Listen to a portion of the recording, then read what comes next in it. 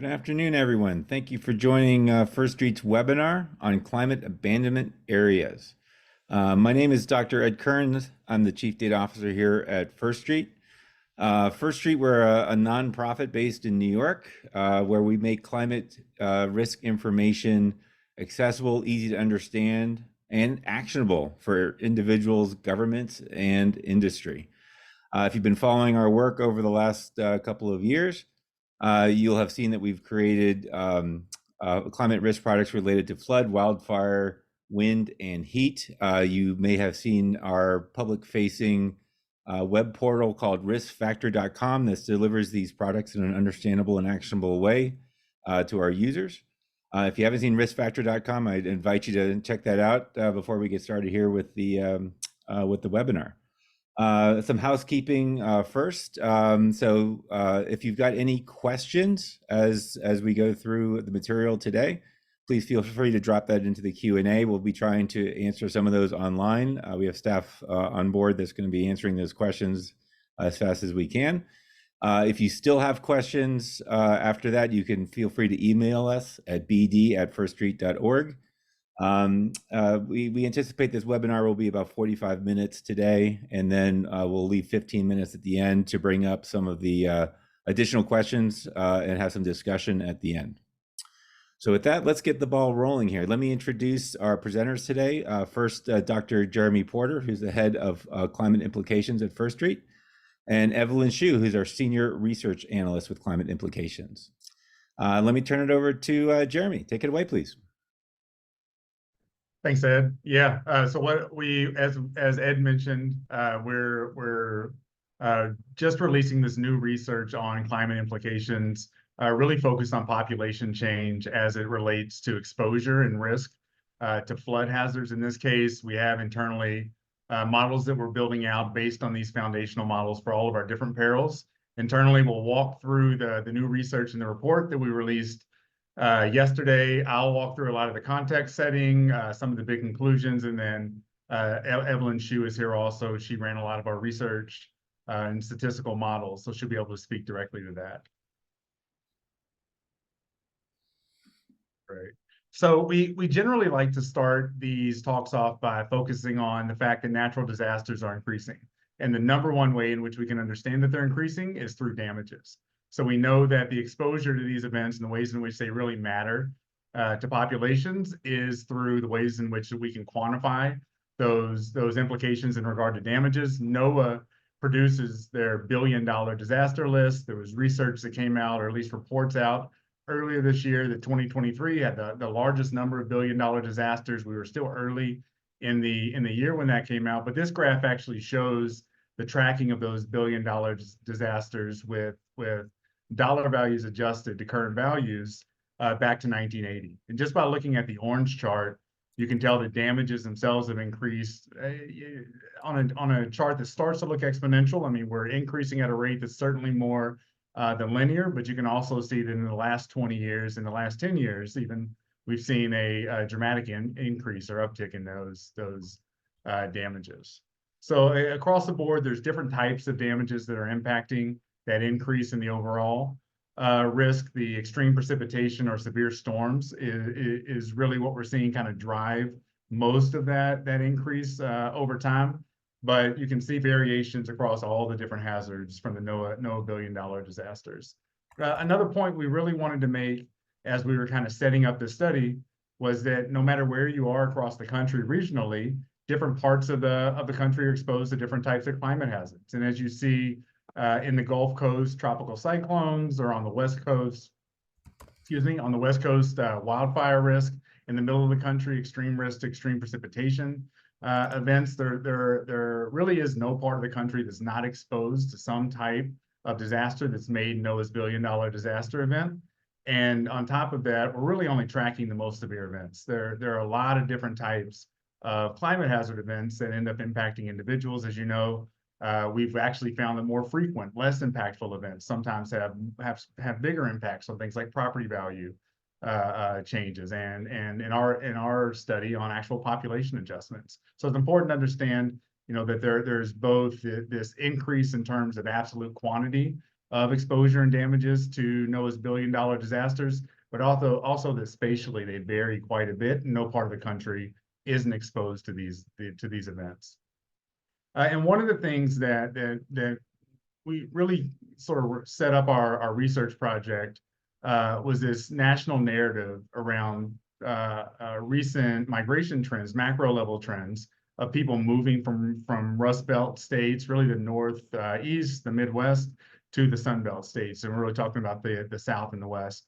And that's been the predominant pattern of macro migration for nearly 100 years, people leaving these areas in the Midwest and the Northeast that they used to be these big industrial hubs for more economic opportunity in the South and in the West. And that kind of overall macro migration trend has in some cases contributed to the increases in damages. And in some cases, the fastest growing states across the country, California, Texas, Florida, are also states that have really, really high levels of damages in the NOAA billion-dollar disasters. So when you think about the types of events that hit Texas, the types of events that impact Florida, the types of events that impact California, and then you correspond that with the growing populations in these areas, that together is also driving up the increases in damages that we're seeing. So the fact that there's more properties, more infrastructure in these areas, more people in these areas are also correlated with the increasing exposure and the increasing occurrence of these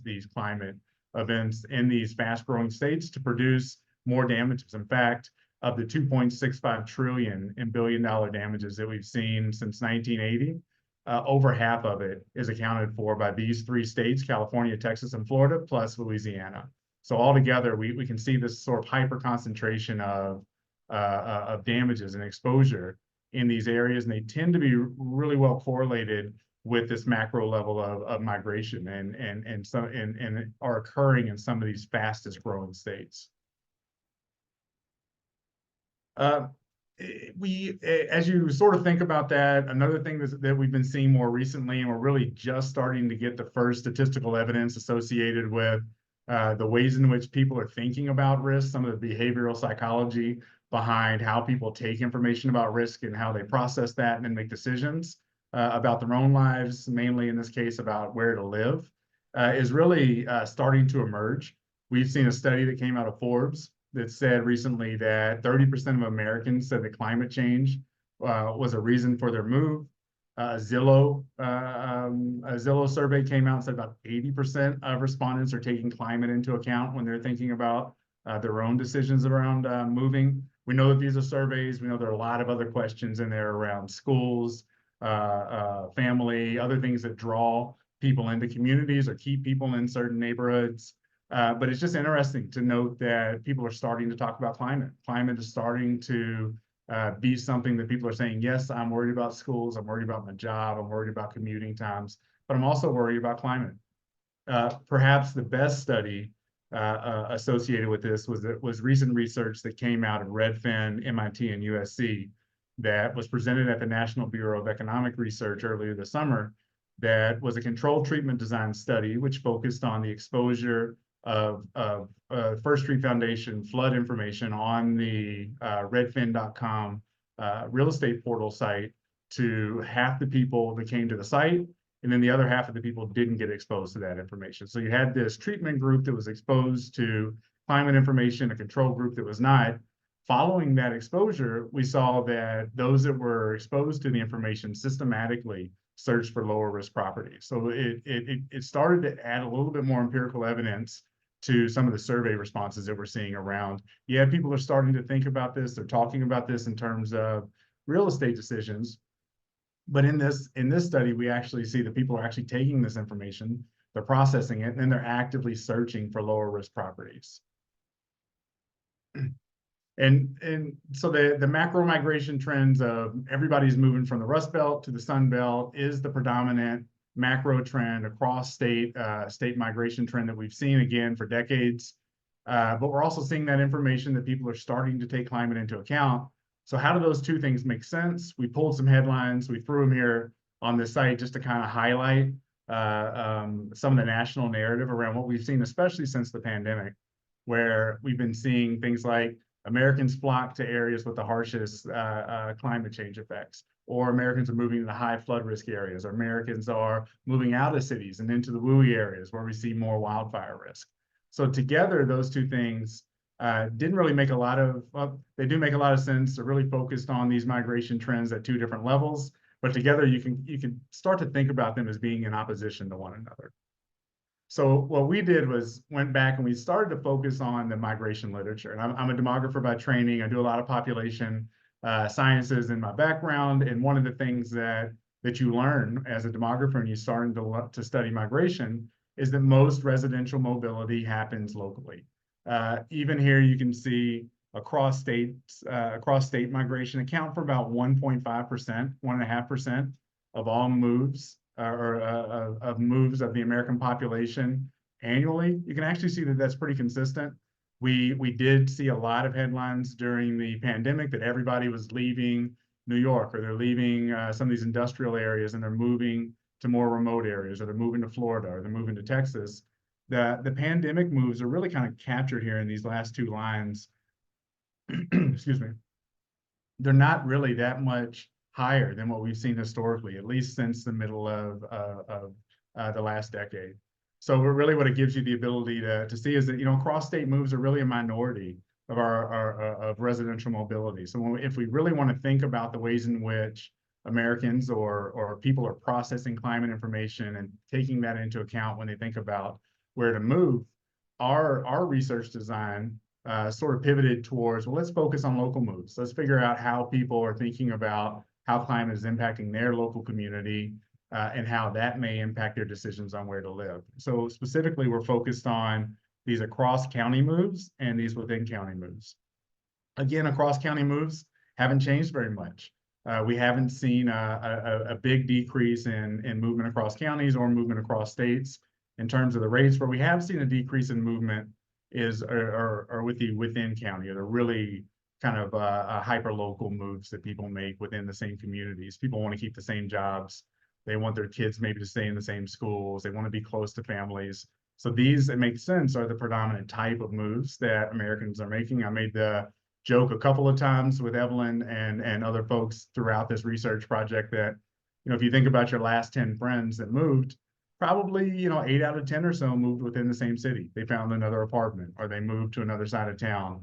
And when you start to take that into account, you're starting to take into account things like local knowledge and information about the community that you don't have when you move across state lines. If I moved in my neighborhood, I know what streets flood during a heavy rainfall. I know what areas to avoid during coastal flooding. You know, those are the kind of things that people are starting to take into account. And when you do that, that local knowledge helps give people the information that they need to avoid climate hazards in a way that maybe isn't as easy to do if you're moving across the country. And so the other thing that we did is we coupled the high, to do this, I guess I should say, we coupled our high resolution population data, which are Census Block data. You can actually see these red outlines. This is a neighborhood in Florida. Census blocks in dense areas, as many people know, are generally blocks. I mean, they look like blocks of populations.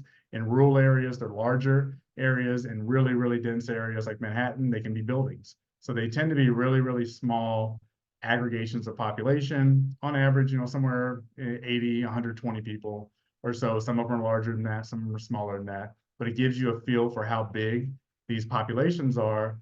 In our study, we took data from 2000 and from 2020, and we ended up using crosswalks to merge the two sets of blocks together, because the blocks by themselves change year after year as populations change. So they grow in some cases, they split in some cases, but we ended up crosswalking them back so that they could be joined together. And when we did that, we had about 11 million blocks across the country. So our study actually analyzes 11 million census blocks, each one again on average somewhere around 80 to 120 people or so. So that's kind of our high resolution population information. And we wanted to understand how people move between these blocks based on our high resolution flood data. So you can see from this image, this is the 20-year return period. This is the First Street Foundation flood model. This is an area in Miami, Miami-Dade County. Just to the other side of these railroad tracks is the Little Haiti.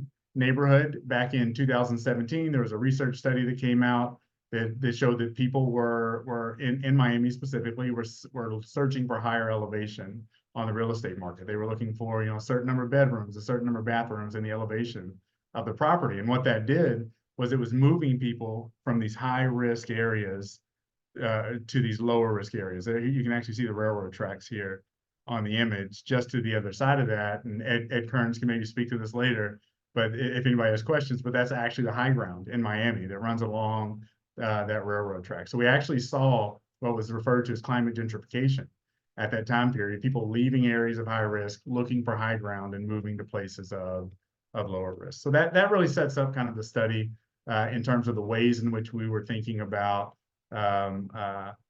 if this is an issue, if people are in fact responding to climate risk, how can we set that up? And so I'll hand it off to Evelyn to talk through the econometric models. Cool. Yeah, thanks, Jeremy. So yeah, to kind of account for the fact that flooding really is a local issue, and then also, just that people move at a local level too, then we developed the First Street Foundation Climate Migration Model, which uses that high resolution data that Jeremy was just talking about between 2000 and 2020 to identify the relationships between flood exposure and then population growth and decline. And so specifically, we use high resolution data on historic and current flood exposure, which includes data from the First Street Foundation flood model and the proportion of properties that are inundated in a given block across the 5, 20, 100, and 500-year return periods. So this not only captures inundation at the property level, but also if there's flooding within your block, which we know from existing research that people really do care a whole lot about.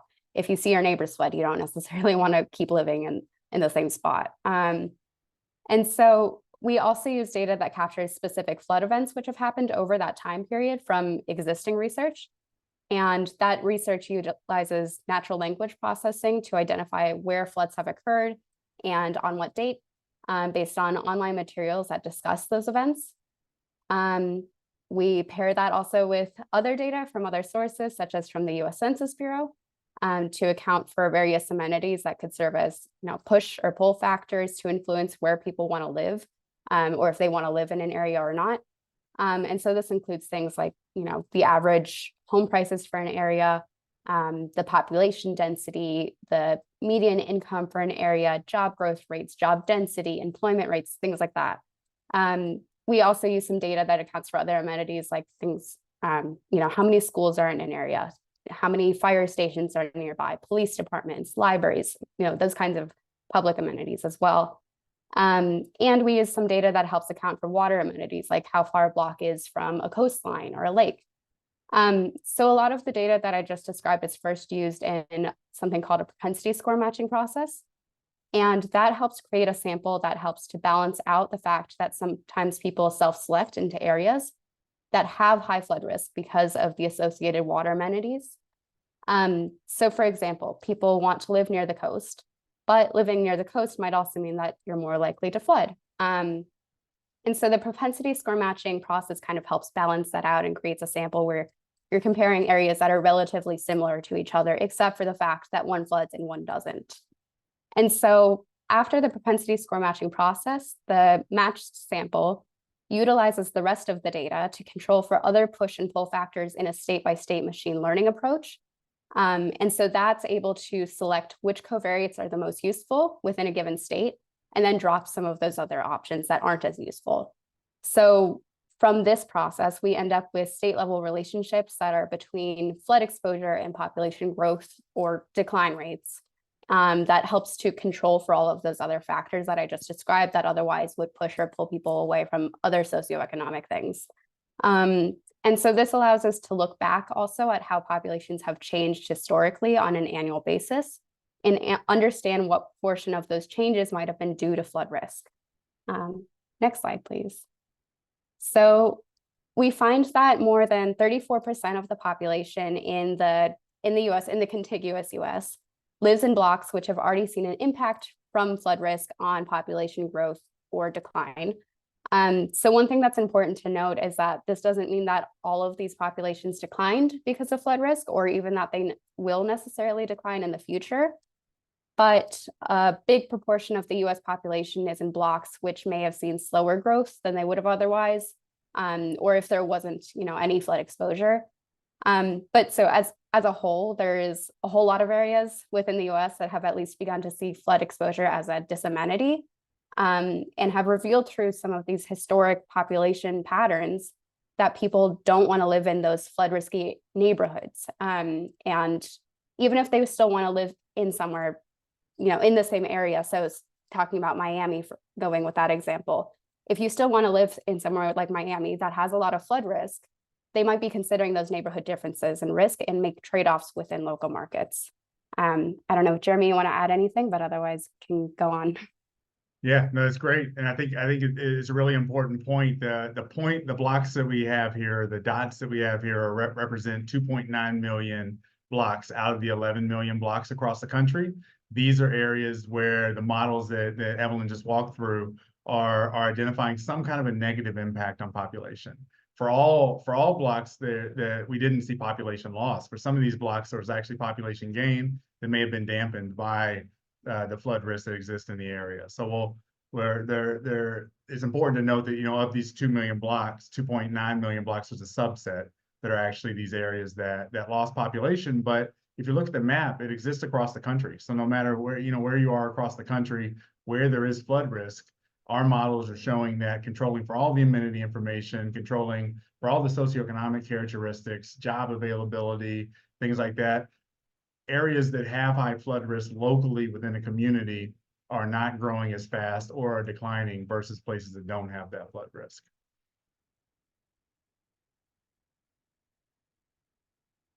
And so what we ultimately ended up doing was focusing on these areas that had that significant flood risk, those 2.9 million blocks out of the total 11 million blocks across the country. And we found that there were really two different types of blocks. There were these risky growth areas, which you can see here in the maroon. Of the risky growth areas, they grew by about 17.4 million people from 2000 to 2020, a relatively significant growth for 2.1 million blocks. But the models showed that they would have grown to about 21.5 million people if it wasn't for the flood risk. So they were growing, but ultimately there was some lack of population growth relative to the control group that didn't have the same amount of flood risk as these risky growth areas.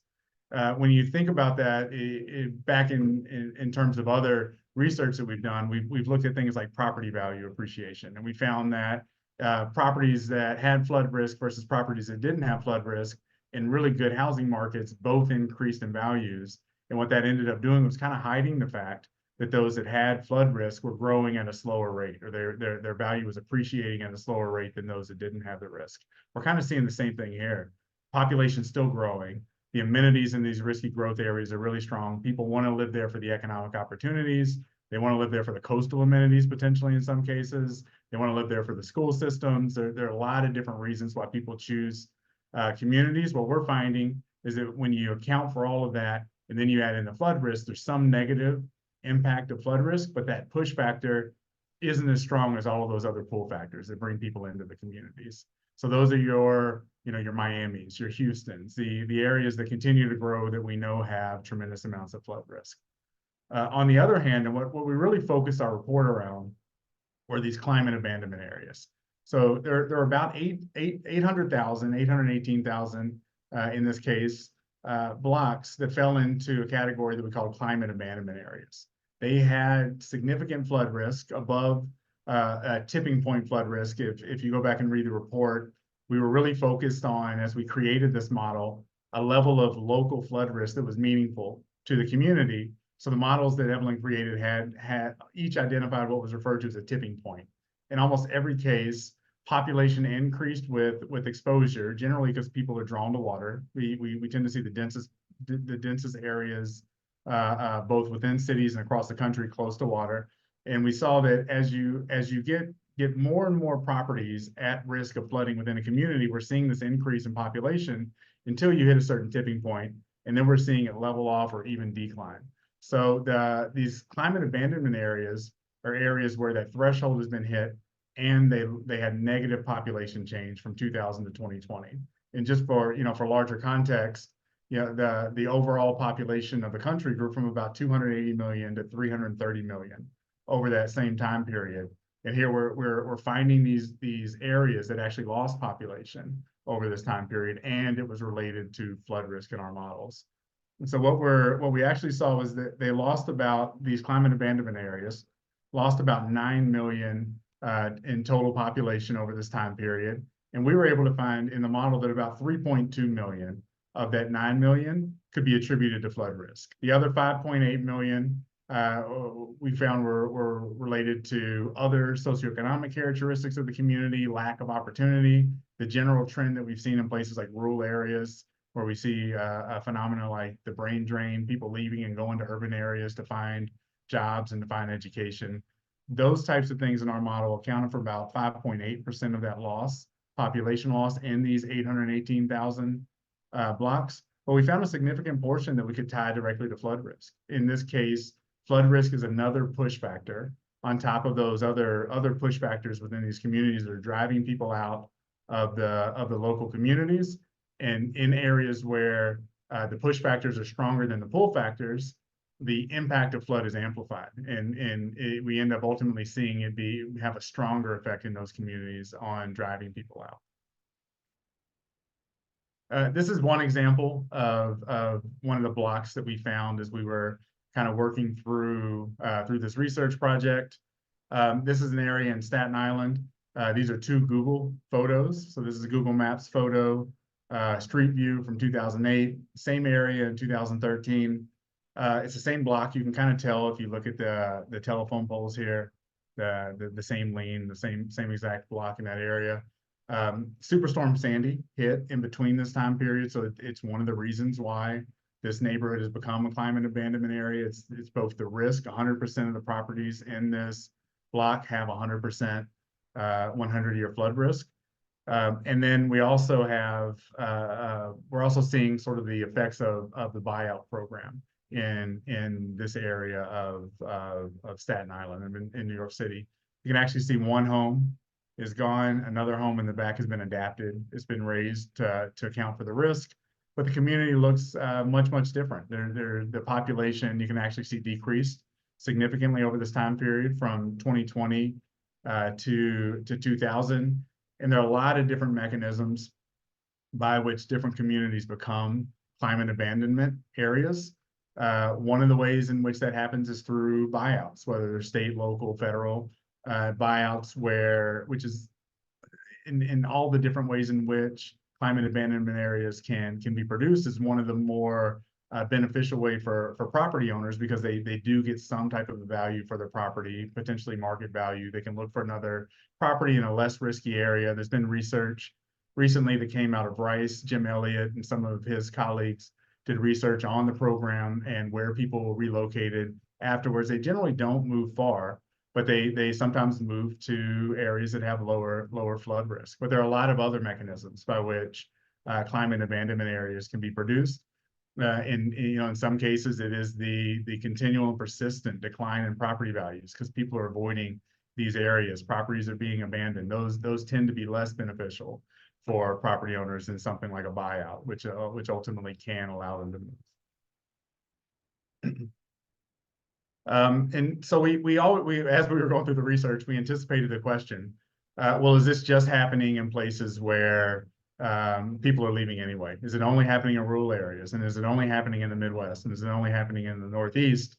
So we went through the process of identifying actual climate abandonment areas within fast growing counties. So here you can see a map of about 513 counties, which grew faster than the national average increase in population from 2000 to 2020, which was about an 18% increase in population. All of these counties in blue grew faster than that rate. They were magnets for population. They had all the pull factors that we talk about when we're talking about the migration literature.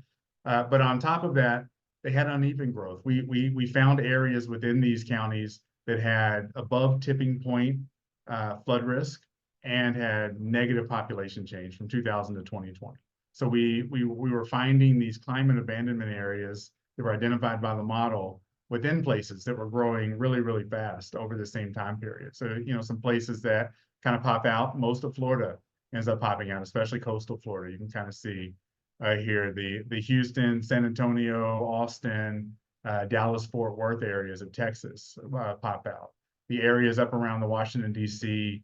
Metropolitan area, up into New Jersey actually pop out as really fast growing areas, places that people migrated to over this 20-year period. They grew not only from migration, but also from natural population momentum and fertility levels also. But this growth in these areas saw an uneven growth where some communities, especially with high flood risk, didn't grow as fast as other parts of the county. And so when we started to dig in, we said, okay, what are these top 10 counties that grew at an above average rate over this time period and had climate abandonment areas? We've sorted this table by the percent of blocks in the county that are climate abandonment areas. Number one on our list was Bexar County, Texas, which is where San Antonio is located. We actually found that it grew by about 600,000 people over this 20-year period. There's about a 40%, 45% increase in population from 2000 to 2020, much higher than the 18% national average over that time period. But about 17% of the blocks within Bexar County can be classified as climate abandonment areas. They have above threshold flood risk, primarily from heavy precipitation, but they also, along with that, have lost population over this time period. So an area that grew about 45% population lost population and up to 17% of its blocks. Some other places that popped out here, Will County, right outside of Chicago, El Paso, Texas, Fairfax in the Washington, D.C. area. Some other places here, Ocean County up in New Jersey, close to New York City. Also Harris County, Texas, where Houston is located.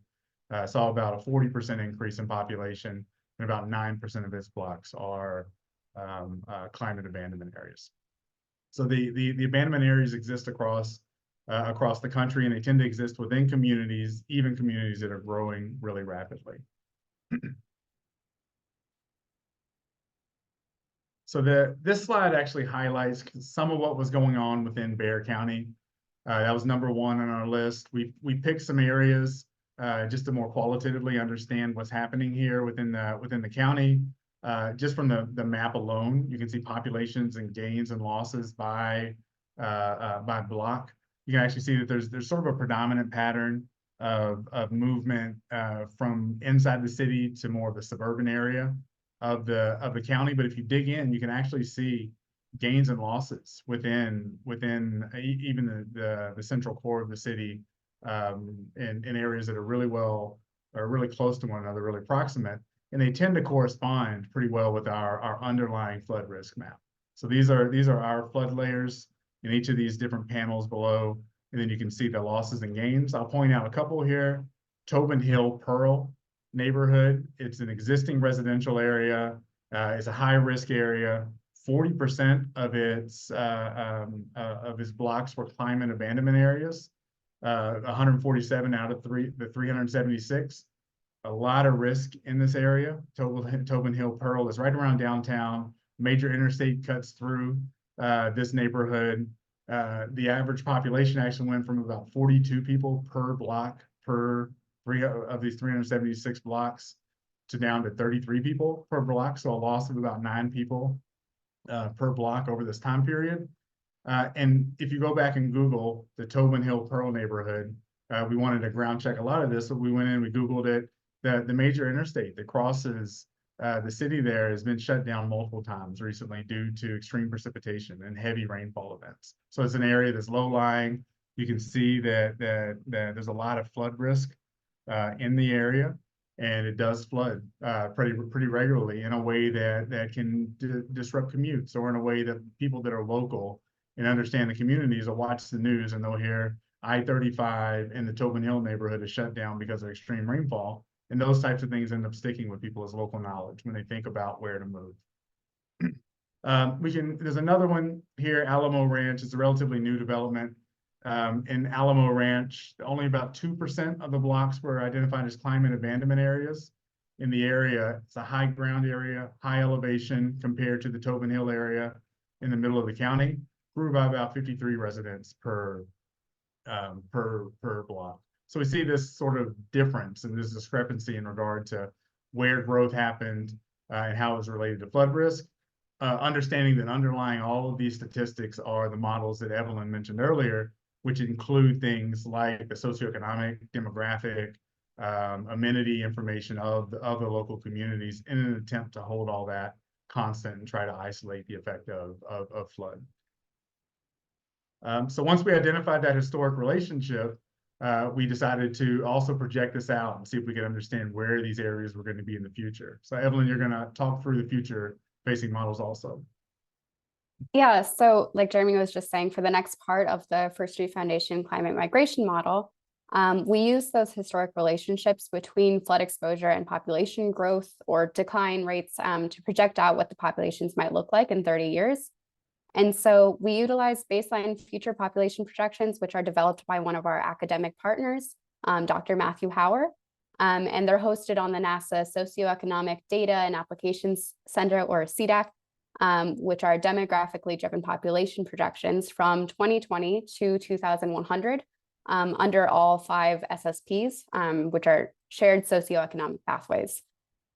So these are controlled at the national level to the total amount of population that's expected in the US under those different SSPs.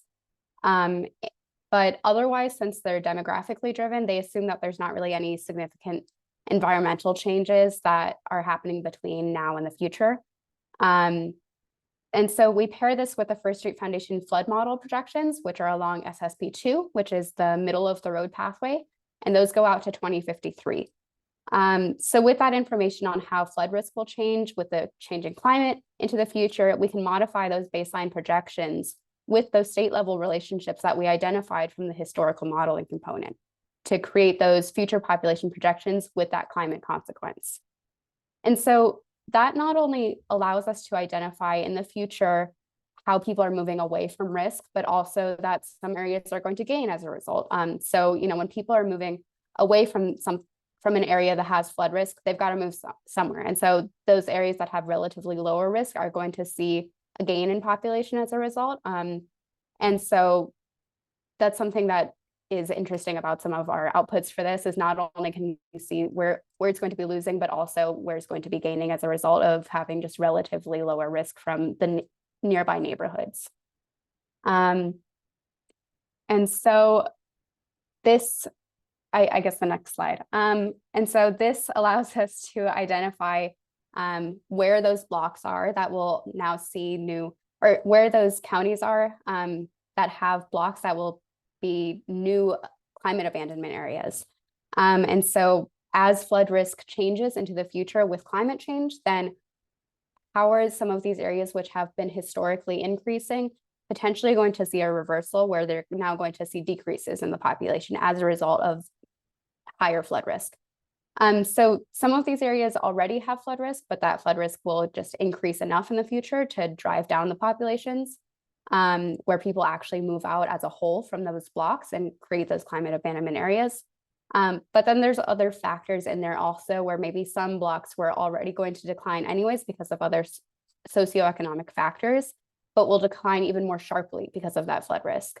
In other cases, some of those areas might have grown if they hadn't had that flood risk, but now that flood risk is causing an overall decrease in population that's reversing what growth they might have seen otherwise.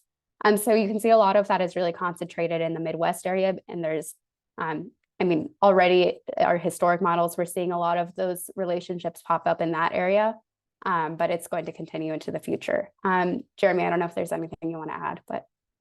Yeah, that's great. I think you're hitting on a really two really important points. One being that in places where the pull factors that are pulling people into these communities is weaker, the effect of flood ends up being a strong push factor. So it ends up being amplified as just another factor that pushes people out of these communities.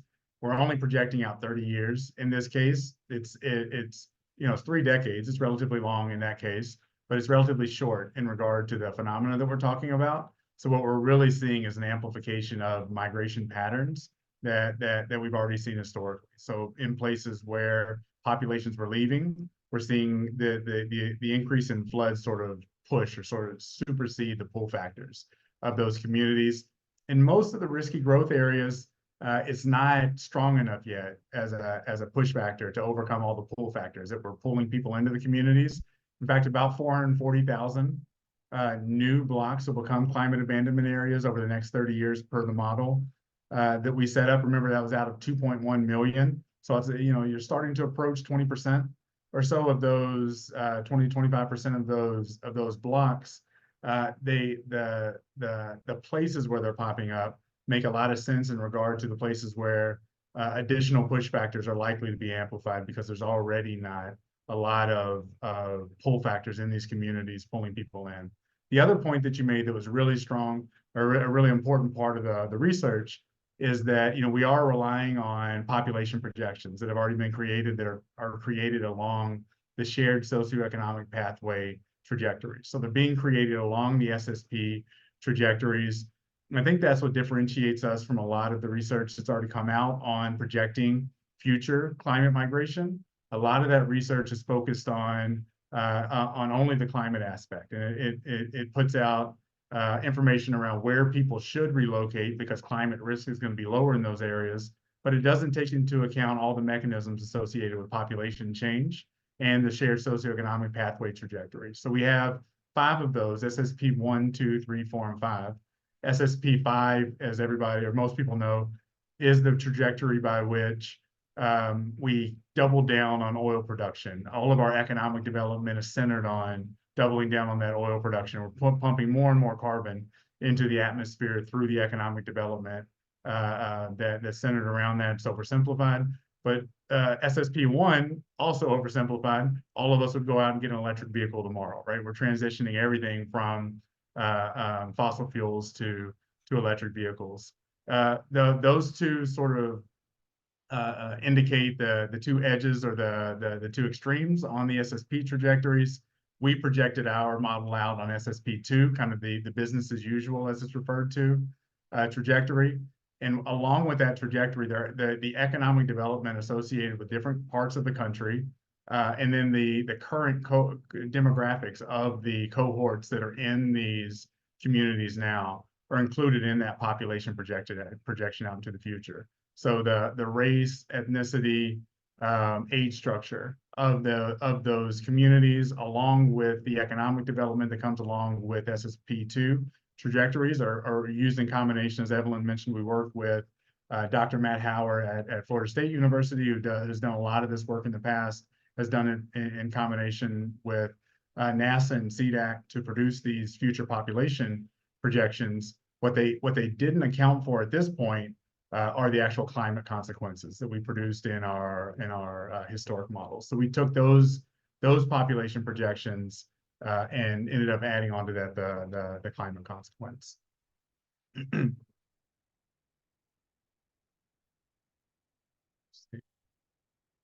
And when we did that, we ended up finding a top 10 list of places where we're seeing the biggest increase in these climate abandonment areas. Some of them pop up as, you know, places that were a little bit surprising to us at first when we looked at it. We were thinking to ourselves that the Midwest was going to become a climate haven. The Great Lakes area, Minnesota, some of these areas are thought of as climate havens in some of the other research.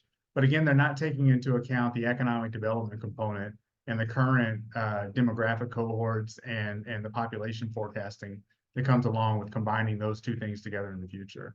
And so when we think about that as a way of understanding population growth into the future, and we account for the climate consequence of flood risk, we ultimately see a lot of these places pop up that mirror the image, the map that we saw on the previous page, which is that a lot of these areas are in the Midwest.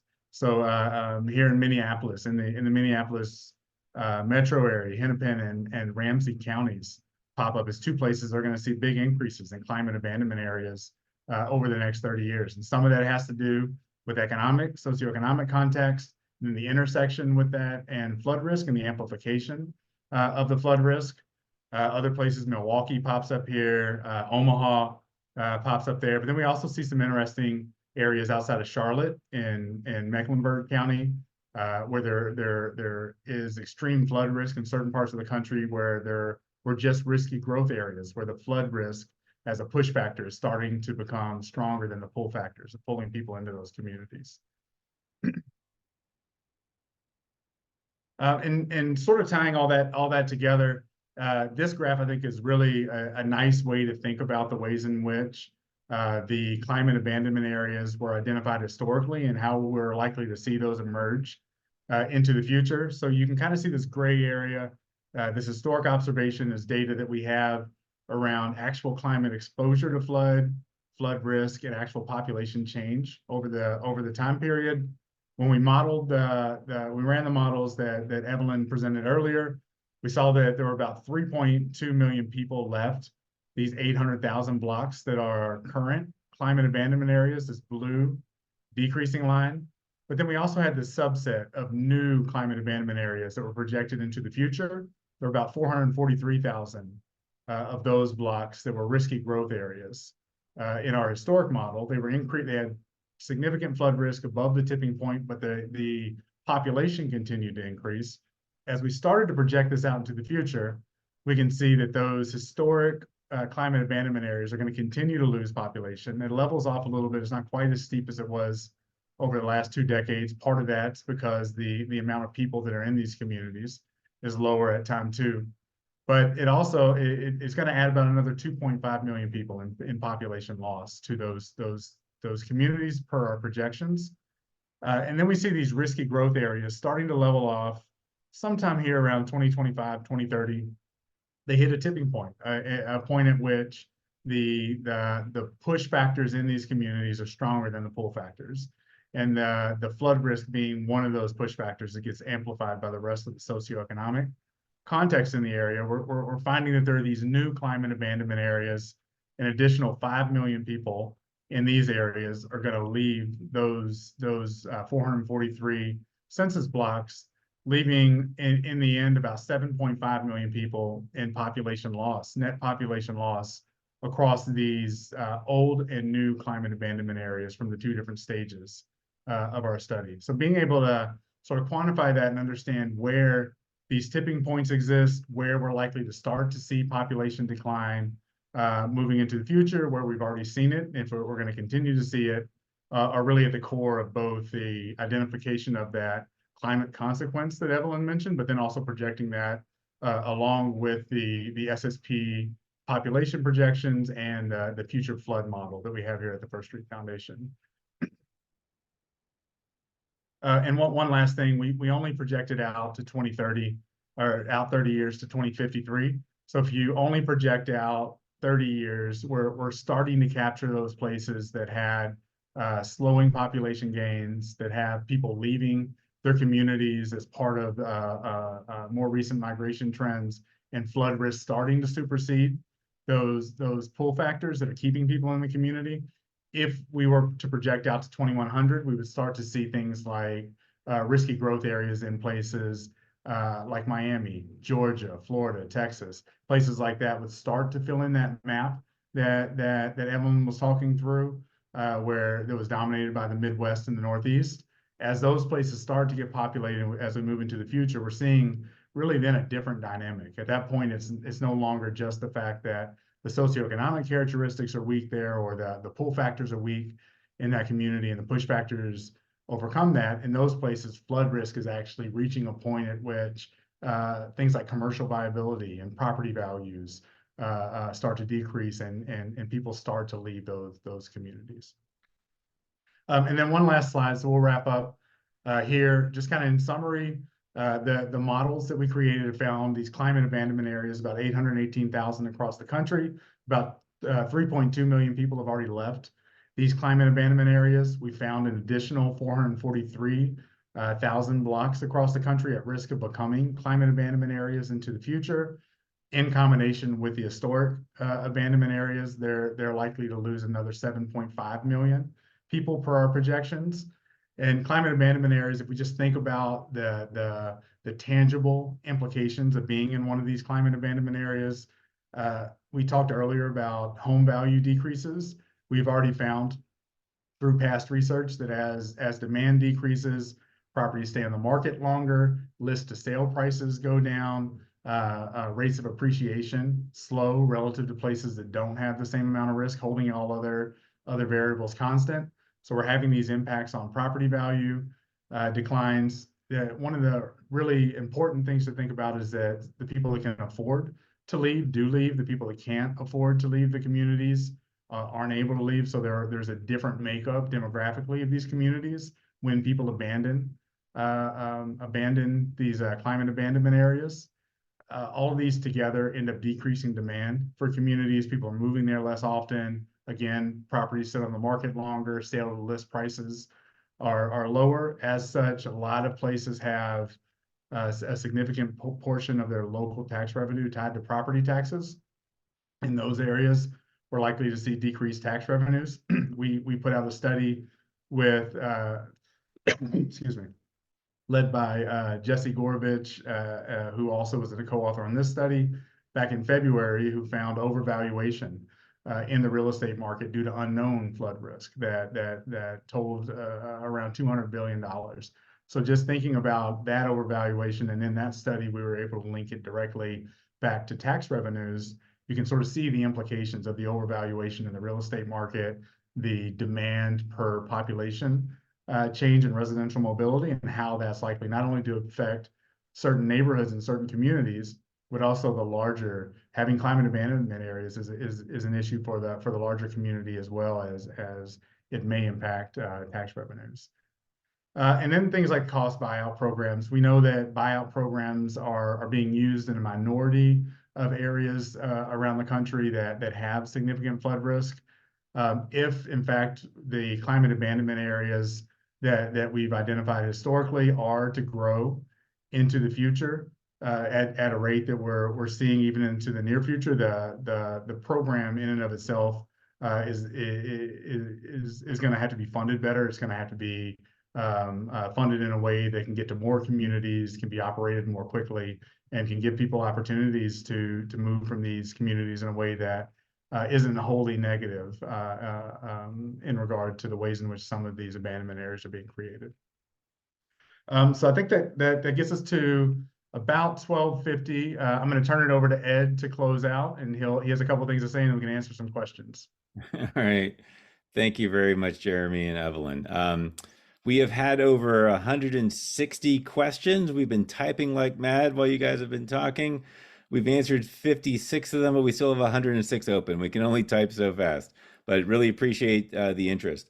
We've had a couple of questions that have popped up multiple times, one of which you just actually answered, Jeremy. There was multiple questions about, are there impacts on real estate values that are discernible today? And I think you just mentioned that, yes, there have been some studies. You have been the author or co-author of several of those studies, and they are on the firststreet.org website. So I encourage people to go check out that or email us for more information. But yeah, Jeremy, you already answered one of the questions ahead of time. So fantastic.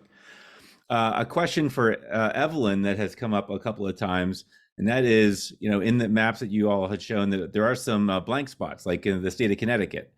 So there's been several questions about why are there blank spots? And Evelyn, I know you have an answer to that. Yeah, so since for this paper, we ran the models at a state by state basis. And so some of those just resulted in that some areas we didn't see any kind of significant relationship between flood risk and between population patterns, like the population growth and decline. And so that's something that, it's just maybe there's not enough flooding, or maybe there's all these other amenities that kind of outweigh some of it. And so people just don't really care as much about it. So also just if there's not a lot of population there in the first place, that also impacts the fact that we might not see some of those statistically significant relationships.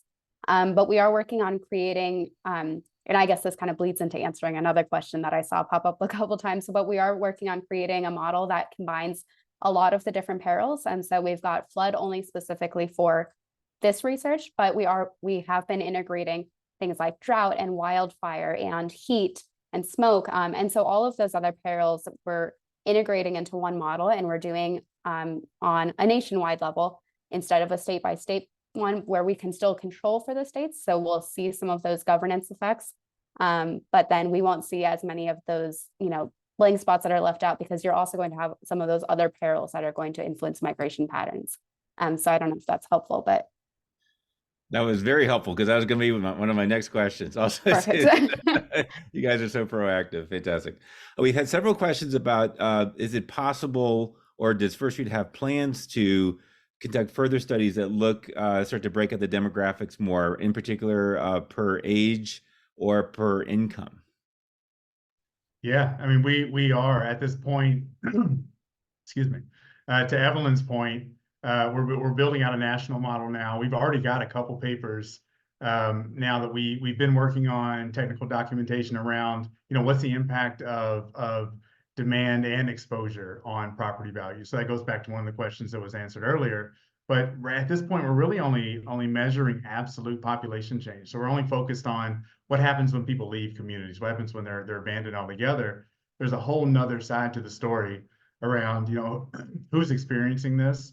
Are there variations in sort of demographic characteristics associated with that? Yet another paper that Evelyn and I are working on is highlighting the impact of vulnerable populations exposed to flood risk into the future, really focused on the age structure of population. We know older populations are less likely to move than younger populations. They stay in place longer. And as you start to move into the future and other people move out of communities, we end up seeing more and more vulnerability in that case associated with age versus other types which also exist in the data. So we are working on tying in more of a demographic component beyond just the population forecast that we have now. We want to understand, what happens to a community when people leave? What happens to the income levels, the education levels, the racial and diversity makeup of the communities? What happens to the age structure of those communities? So those are all things that are important beyond just the beam counting, the number counting of who's in the community and who's not in the community. Thank you. Another a number of questions about flood insurance, and in particular the NFIP. Given the data that you've been looking at and relatively new, the risk rating 2.0, for example, a number of questions about risk rating 2.0 and the higher prices that are coming about in these high risk areas because of risk rating 2.0, responding to that higher risk. Are those reflected in the data, or are the impact of flood insurance prices? How can you tell the difference between the impact of flood insurance prices versus the actual risk itself? Or is that not possible? Yeah, no problem. And I'm going to hand it to Evelyn in 1 second because she did some research on flood rezoning. But what we're certainly capturing as part of the flood risk metric, the places where flood risk is increasing the most. So we given the ways in which the risk rating 2.0 is run, the underlying model that prices the algorithm for risk rating 2.0 is a risk-based model. It looks a lot like our model. It doesn't align perfectly well with the binary special flood hazard areas, but in those communities where insurance is increasing the most, it's aligning really well with our models. We've done a couple of calibration tests against zip code level data that was released from the NFIP and from FEMA against our own risk metrics. And so we're capturing that as kind of a latent metric associated with the flood risk that also exists in the model, but we all know that those increases in insurance that are occurring in the riskiest areas are causing people to have to abandon their home or move or sell their home. So there are certainly some implications in the ways in which this is tied to our study. We didn't study it directly, but Evelyn did study flood rezoning, which I think also speaks directly to this issue. I don't know if you want to say a word or two about that. Yeah, we did look specifically at Miami-Dade and how the impact of getting rezoned in or out of an SFHA impacts home appreciations, home value appreciation. And so you did see that, if you get zoned into an SFHA when you weren't in one before, then your home appreciation definitely decreases by I'm not sure if I remember exactly the numbers, Jeremy, maybe you do, but you do see an impact on home prices there.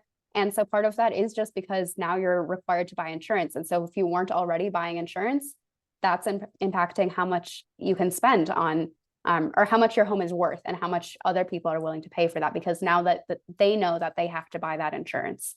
But yeah. Yeah, Thank I think you. it's something on the order of like 4 to 5% or something, but that Yeah, I leads think so. directly to desirability and people wanting to be in neighborhoods and moving out of neighborhoods. Yeah.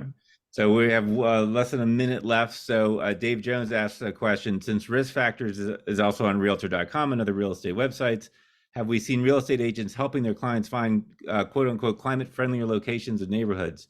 So I'm going to end on this one, and the answer is we have seen a lot of activity related to consumers and realtors wanting this climate risk information. It is really a growing industry right now.